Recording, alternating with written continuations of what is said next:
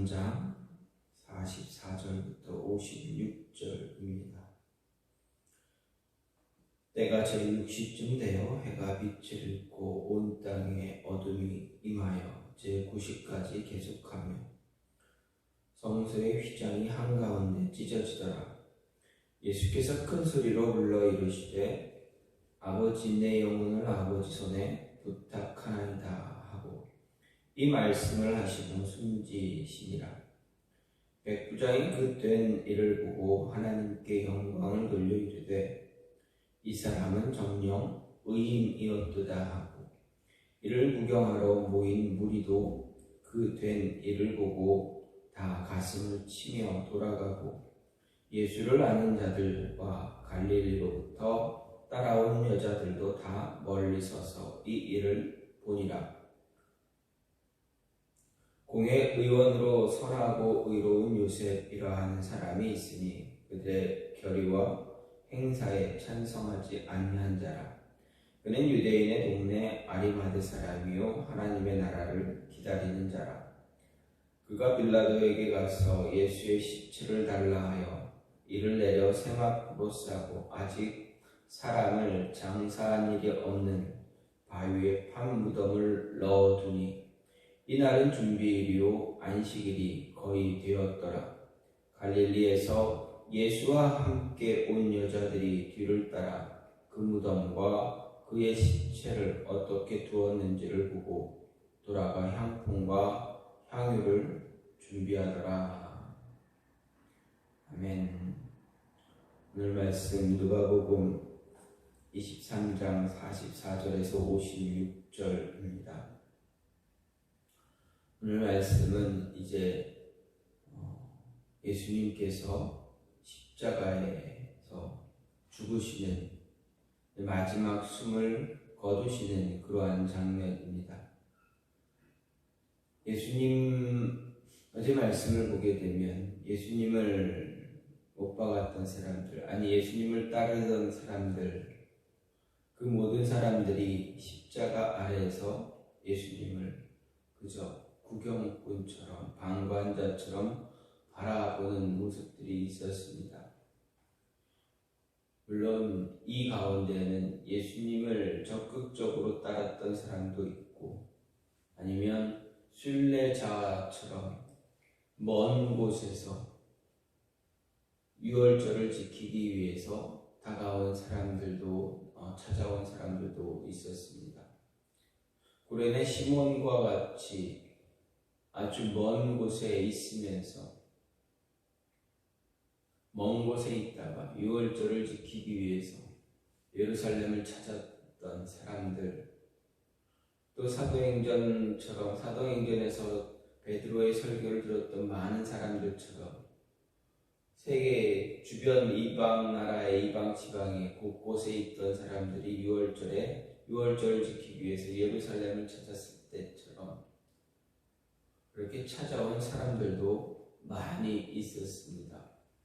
그 가운데 예수님을 따랐던 사람도 있고 예수님의 제자들도 있었고 또 예수님을 적극적으로 따라다녔던 여인들도 있었습니다. 그리고 예수님을 죽이기 위해서 적극적으로 예수님을 십자가에 못 박으라고 백성들을 선도한 사람들도 있었습니다.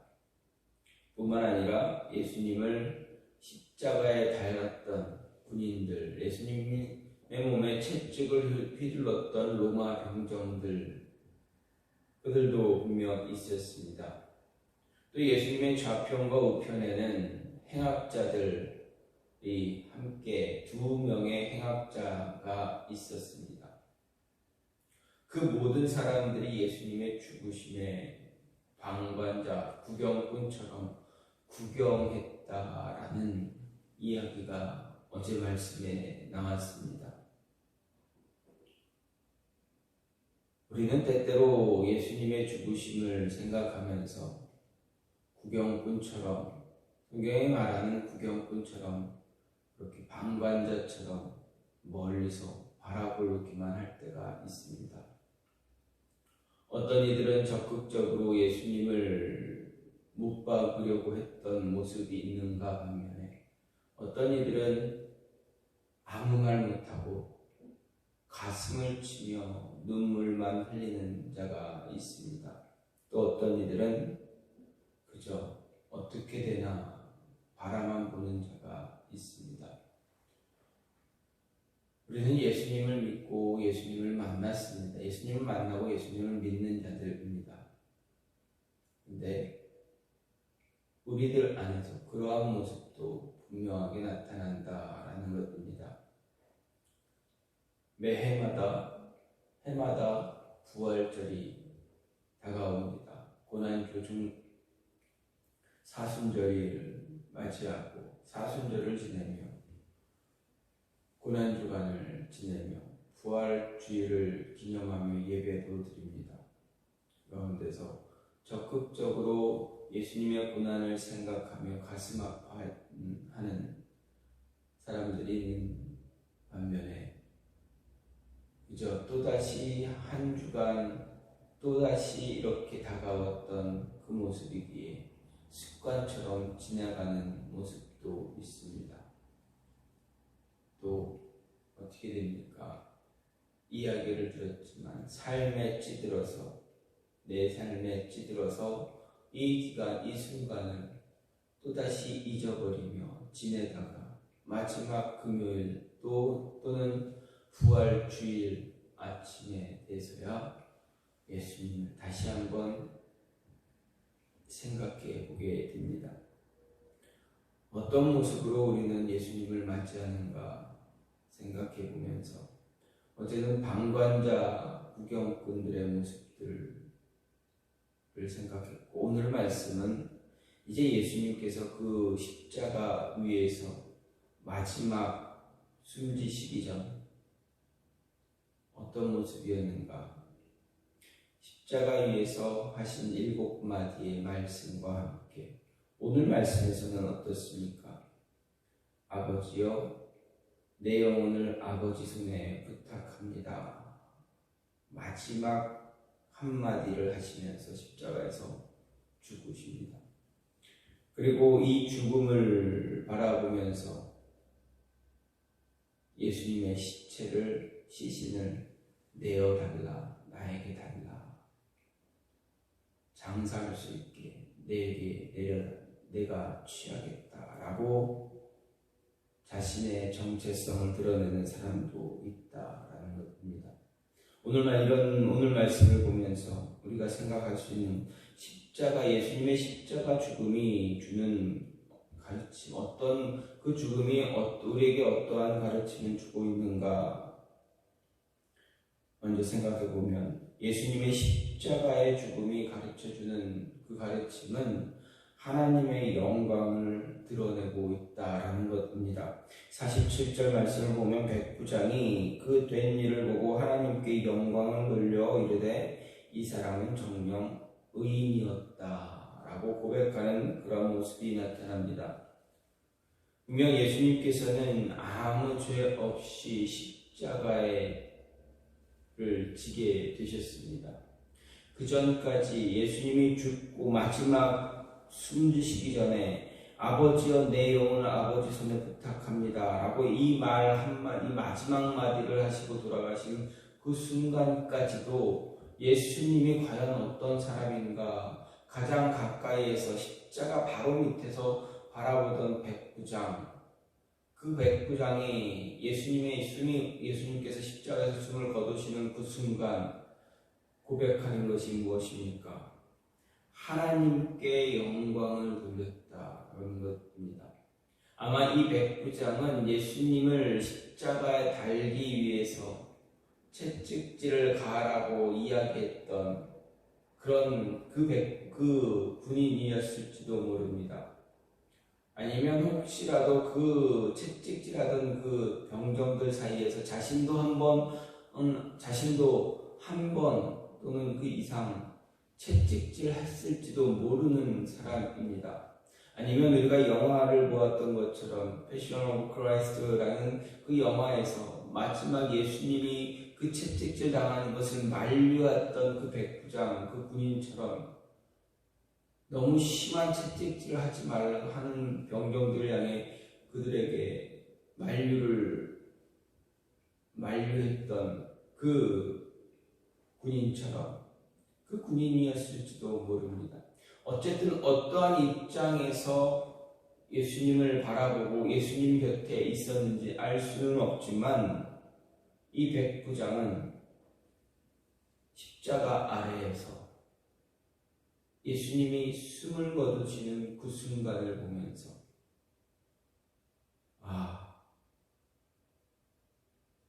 하나님의 아들이구나, 진짜구나 라는 것을 고백하게 됩니다. 그리고 영광을 돌립니다.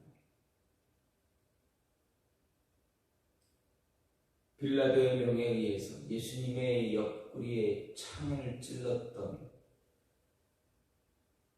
그 백부장이었을지도 모르겠지만 어쨌든 이 사람은 예수님께서 달리신 그 십자가를 바라보며 스스로 고백하기를 하나님의 아들이구나, 진정한 의인이었다, 하나님의 아들이었다. 이 사람이 하나님을 알고 있었는지, 예수 그리스도를 믿는지, 하나님을 믿는 신앙인이었는지 알 수도 없습니다. 그러나 그의 입술을 통해서 고백되어지는 것이 무엇입니까? 하나님께 영광을 돌렸다라는 것입니다. 예수님의 죽음을 바라보면서, 죽음을 맞이하면서 우리는 과연 하나님께 영광을 돌리고 있는가? 해마다 지나는 이 고난주간, 늘 지내왔던 이 고난주간, 습관처럼 지냈던 이 한 주간, 과연 우리는 하나님의 영광을 드러내고 있었는가? 우리의 삶 속에서 우리의 입술을 통해서 고백하면서 하나님께 영광을 돌리는 그 모습이 있었는가 하는 것입니다.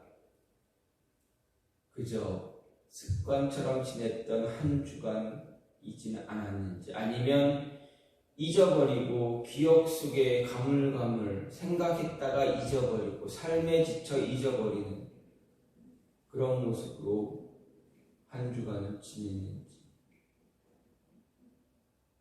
아니면 눈물로써 안타까운 마음, 가슴을 쥐어짜며 기도하는 모습을 가졌는지, 어떠한 모습입니까? 백부장은 처음에는 방관자, 구경꾼이었지만 이 사람은 마지막에 예수님의 십자가 죽음을 보며 하나님께 영광을 돌렸다라는 것입니다. 한 주간을 우리가 그냥 습관처럼 지냈을지라도 마지막 오늘 하루, 예수님께서 십자가에서 죽으셨던 이 하루, 오늘 하루만이라도 백부장과 같이, 백부장처럼 하나님께 영광 돌릴 수 있는 그러한 모습이 저와 여러분 안에 있기를 간절히 소망합니다. 우리는 오늘 고난주간의 마지막 날, 예수님의 죽음을 때문에 슬퍼하는 날입니다. 슬퍼합니다.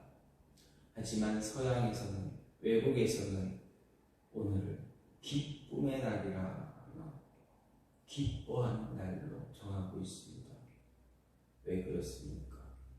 우리의 죄를 위해서 죽으신 예수님 때문에 기뻐합니다.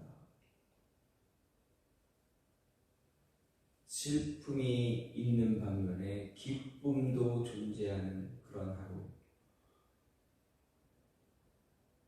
슬프지만 그래도 우리의 영혼을 구원해 주신 예수님의 죽음 때문에 기뻐하며 하나님께 영광 돌릴 수 있는 저와 여러분이 되기를 간절히 소망합니다. 또 무엇입니까? 죄를 깨닫게 하고 돌아서게 하는 힘이 있다라는 것입니다. 하나님 예수 그리스도의 십자가의 죽음이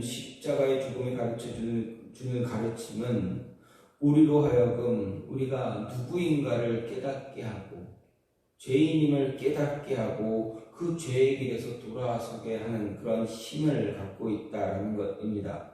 48절 말씀을 보면 이를 구경하러 모인 무리도 그 된 일을 보고 다 가슴을 치며 돌아갔다. 여러분, 구경하러 모인 많은 수많은 사람들, 여기는 무슨 일이지, 무슨 일인데 우리가 안식 6월절 지키러 왔는데 6월절 지켜야 되는데 여기서 무슨 일이 일어나고 있는 거야? 저 사람은 어떤 죄를 지었는 거야? 아무것도 모르고 다가왔던 많은 백성들, 정말 사도행전 오순절날 베드로가 설교했던 그 모습, 그 설교를 들었던 수많은 수만 명의 정말 많은 사람들, 그들이 베드로의 설교를 듣고 가슴을 치며 어찌할꼬 했던 그 사람들과 같은 사람들, 그렇게 모였던 사람들, 그들이 예수님의 십자가 죽음을 보고 무엇라 고백합니까? 예수님께서 죽으시는 그 과정을 다 본 뒤에 가슴을 치며 돌아갔다. 가슴을 치며 돌아갔다는 건 뭐지?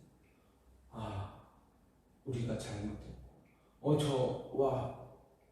어떻게 이럴 수가 있을까? 어떻게 우리 유대 종교 지도자를, 어떻게 대제사장 저분을 저렇게 죽일 수 있을까? 회개하며 가슴을 치며 돌아갔다. 분명 이 무리들 가운데서는 그 말씀을 듣고 회개하고 돌아가는 사람들도 있지만, 분명 그 장면을 보면서도 뉘우치지 않고 돌아간 자들도 분명히 있을 것입니다. 유대 종교 지도자들 가운데서도 자신들의 잘못함을 깨달으며 돌아간 자들도 있고, 그 깨달으며 돌아선 사람도 있고, 알았지만 그 가르침을 배웠지만 그대로 자신의 위치에서 그대로 별반 차이가 없이 간 사람도 분명 있을 것입니다.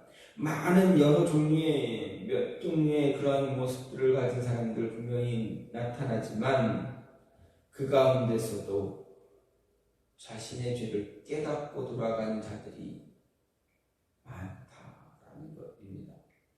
십자가는 우리를 죄인의 자리에서 하나님의 자녀의 자리로, 구원받은 백성의 자리로 옮겨준다라는 것입니다.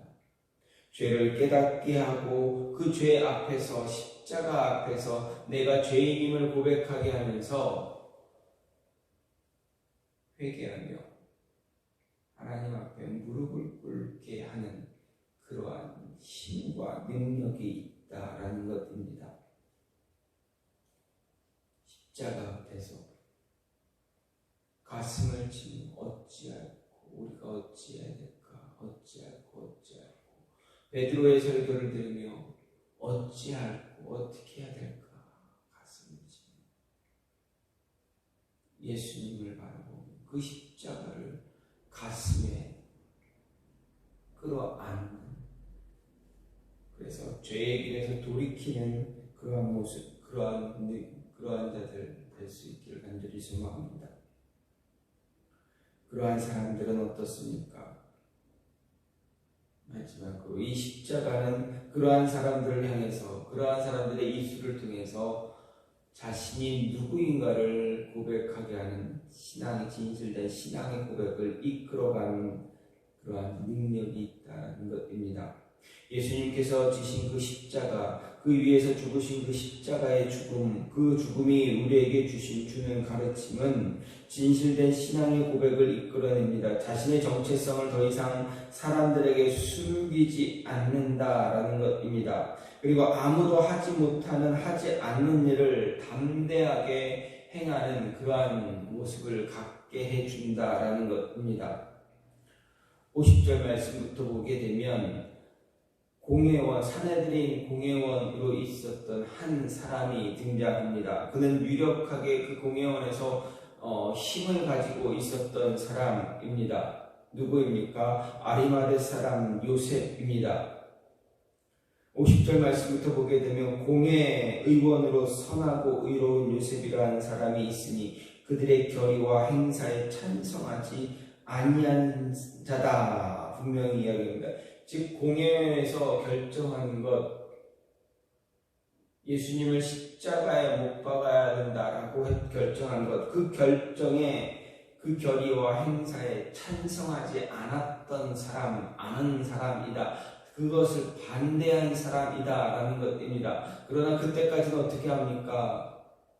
지금 이 순간 전까지는 찬성하지 않았지만 그렇다고 해서 적극적으로 예수님의 죽음을 반대하며 나선 사람도 아니다라는 것입니다. 그 결의와 행사에는 반대는 했지만 적극적으로 자신의 뜻을 펼쳤던 사람은 아닙니다.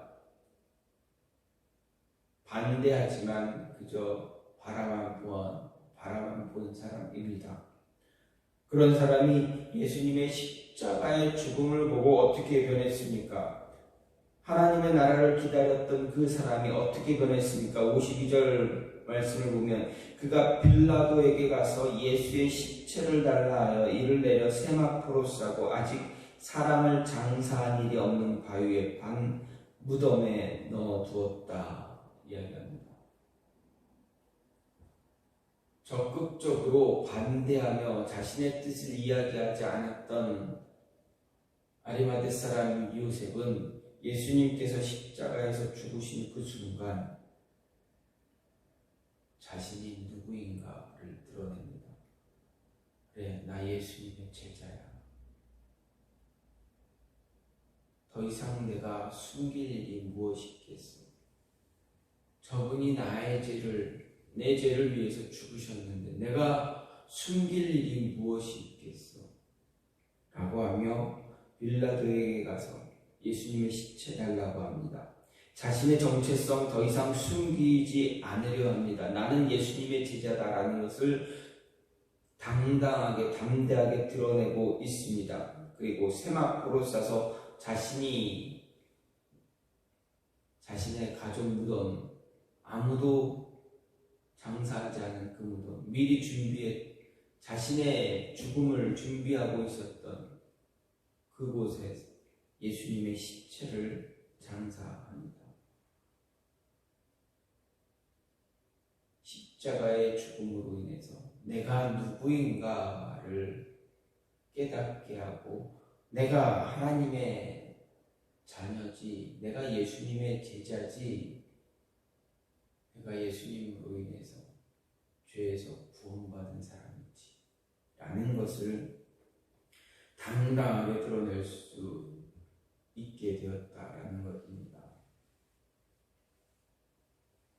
이 모습을 보면서 우리도 생각할 수 있는 것은 과연 우리는 살면서 그리스도인임을 자신 있게 드러내고 있는가? 내 정체성을 당당하게 드러내고 있는가 하는 것입니다. 여러분의 삶의 터전에서 일하는 곳에서 여러분이 그리스도인임을, 예수님의 제자임을, 예수님의 하나님의 자녀임을 드러내고 있습니까? 당당하게 이야기하고 있습니까? 자신있게 나 그리스도인이야, 나 교회 다니는 사람, 나 예수님의 제자야, 나 구원받은 사람이야, 당당하게 드러내고 있습니까? 아니면 머뭇머뭇거리는 그런 모습이 있습니까? 혹시라도 불이익을 당할까봐 주저하고 있지는 않습니까? 예수님의 죽으심, 예수님이 지신 그 십자가가 주는 가르침 잊지 마시기 바랍니다. 자신의 정체성을 당당하게 드러낼 수 있는, 내가 누구인가를 드러낼 수 있는 그 모습이 저와 여러분 안에 있기를 간절히 소망합니다. 시간같이 기도하기 원하는 것은 예수님께서 지신 그 십자가, 그 위에서 죽으신 그 죽음이 우리에게 분명한 가르침